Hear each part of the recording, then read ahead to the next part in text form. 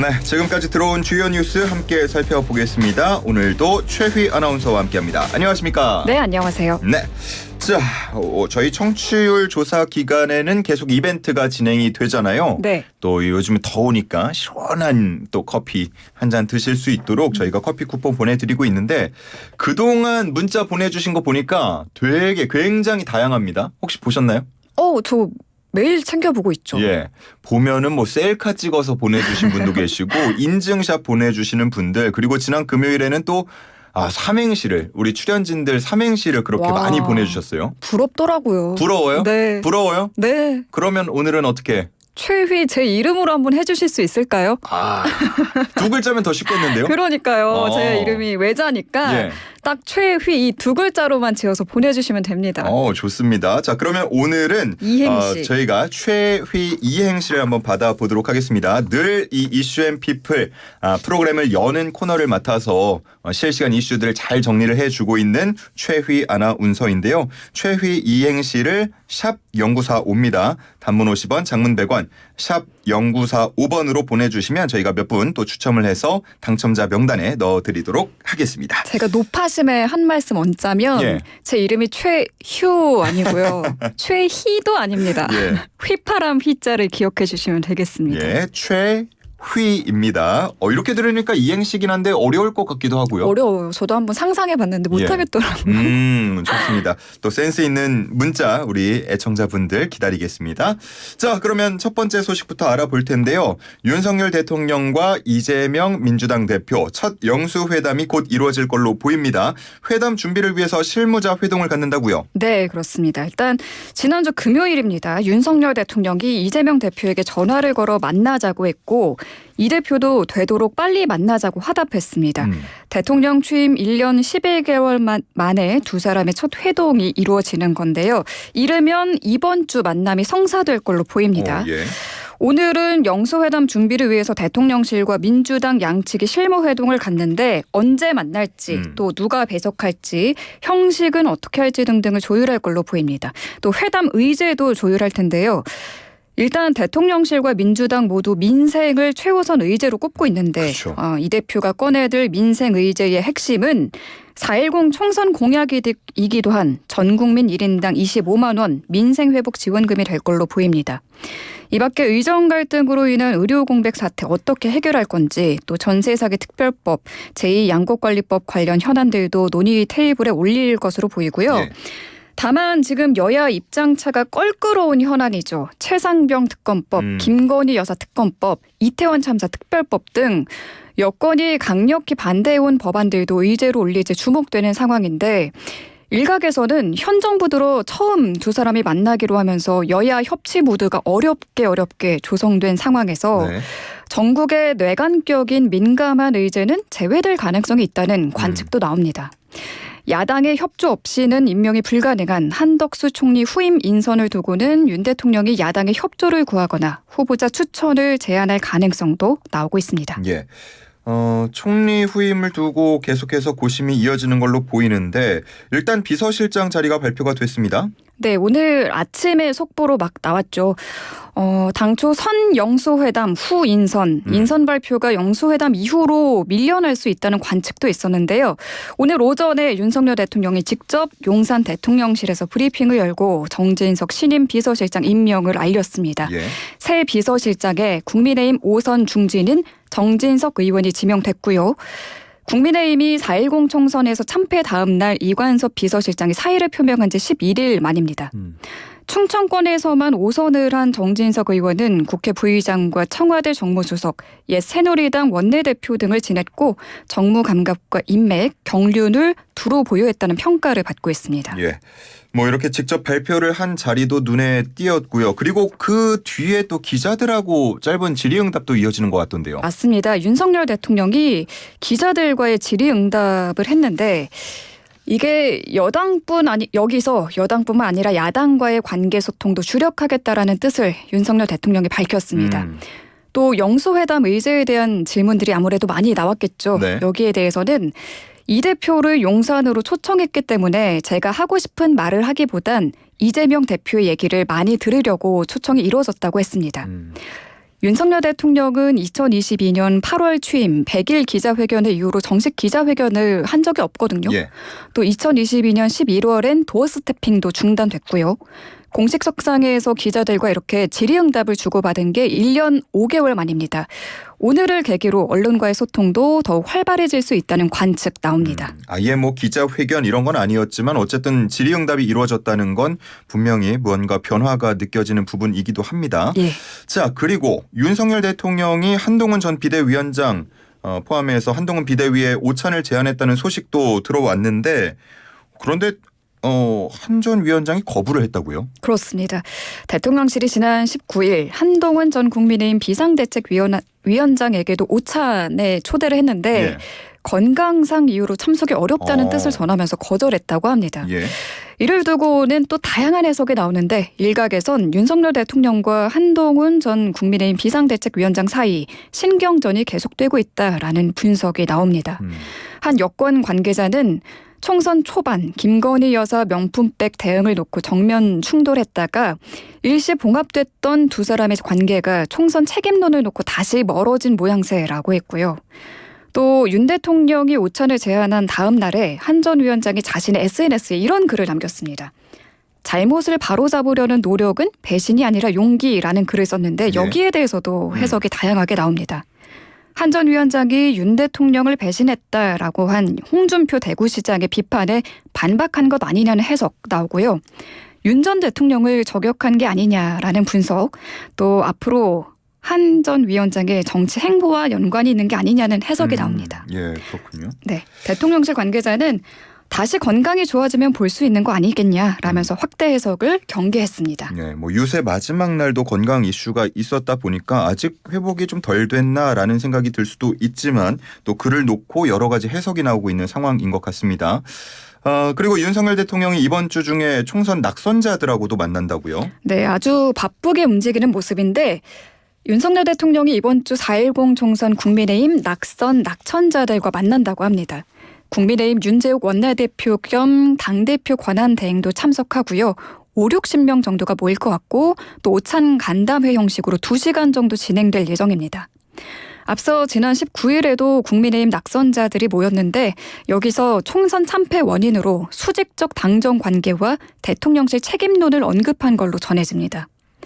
이번 총선에서 낙선한 국민의힘 원외 조직위원장들이 오늘 요청문을 냈어요. 윤재욱 당대표 권한대행과 배준영 사무총장 권한대행에게 요청문을 전달했는데 예.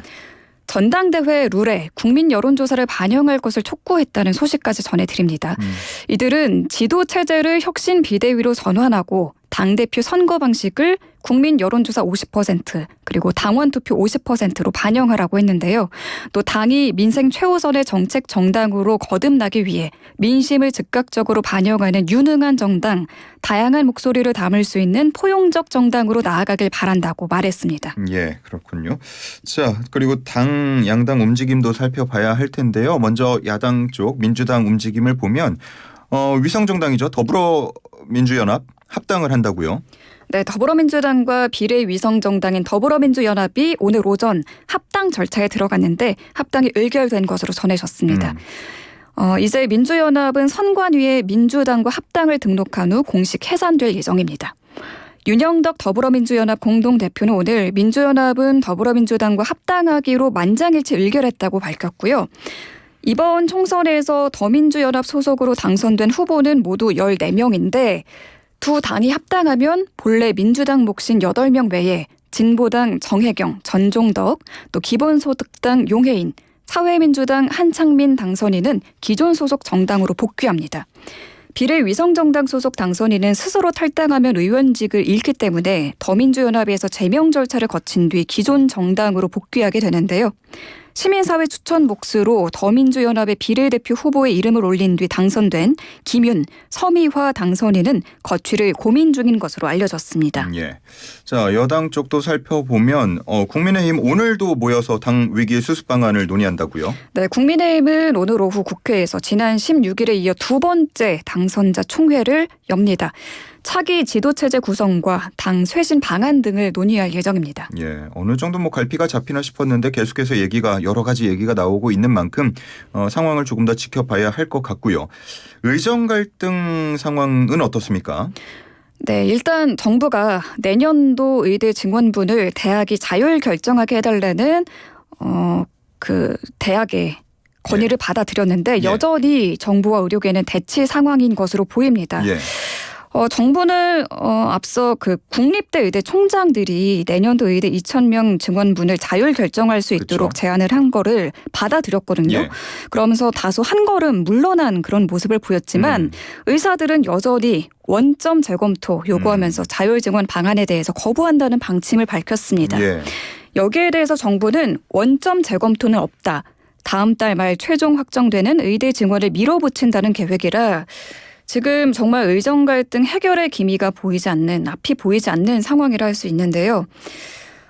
여기에 대해서 의료계 반응 또 각각 알려드리면 의협 비대위는 대학별 자율 증원안은 근본적인 해결 방법이 아니기에 받아들일 수 없다고 밝혔고 예. 의대 교수들은 사직서 효력이 발생하는 25일 대규모 사직을 예고하며 25일 이전에 의대 증원 원점 재검토를 천명하라라고 정부에 요구했습니다. 예.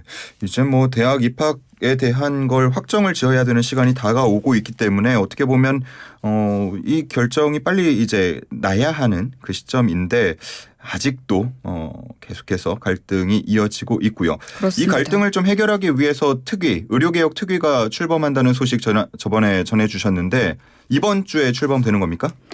네. 정부가 추진하는 의료개혁 관련 쟁점을 논의하는 의료개혁 특위 25일 목요일 첫 발을 뗄 걸로 보입니다. 여기서 필수 지역의료 지원 방안을 주로 다루고 의료 인력 숫자에 대해서도 주기적으로 검토하는 방향도 논의될 걸로 보입니다. 특위 위원장으로는 노연홍 한국제약바이오협회장이 내정됐고요. 정부 인사와 의료계, 환자단체, 민간 전문가 등이 참여합니다. 하지만 정작 대척점에 있는 당사자죠. 대한의사협회와 대한전공의협의회는 여전히 참여 의사를 밝히지 않고 있습니다. 조규홍 보건복지부 장관은 의료개혁과 관련한 다양한 이슈에 대해 본격적인 사회적 논의를 해나갈 것이라면서 의협과 전공의 등 의료계에서도 꼭 참여해서 의견을 달라고 말했습니다. 예. 자, 중동 상황도 살펴보겠습니다. 이스라엘이 다시 가자 지구에 대한 공습 수위를 높이려는 모습이라고요? 네, 얼마 전에 이스라엘의 이란 이스파한 지역 공습이 있었죠. 보복 공습을 주고받은 이스라엘과 이란 모두 전면전은 피하면서 체면을 살리는 출구 전략을 찾는 것으로 알려지면서 이제 이쪽 상황은 좀 진정이 되는 것 같았는데 이스라엘이 가자 지구 라파 지역에 공습을 재개했다는 보도가 들어왔습니다. 라파는 피난민들이 몰려있는 곳인데요. 이번 공격으로 어린이들을 포함해 20명 넘는 민간인들이 목숨을 잃었습니다. 네타냐후 이스라엘 총리는 하마스가 모든 인질 석방 제안을 거절했다며 며칠 내로 하마스에 군사적 압력을 가하겠다고 밝혔습니다. 앞서 이스라엘은 라파 지역의 하마스 잔당이 은신해 있을 걸로 보고 진입 작전이 필요하다는 입장이지만 약 140만 명이 피난민의 이 지역에 몰려 있거든요. 예. 그래서 국제사회는 이를 계속 만류해 왔습니다. 네, 그렇군요. 이 상황도 계속 좀 지켜봐야겠습니다. 자, 마지막 소식은 어떤 건가요? 네, 오늘이 지구의 날입니다. 이현웅 앵커는 환경을 위해서 내가 이것만큼은 꼭 지킨다 하는 예. 게 있을까요?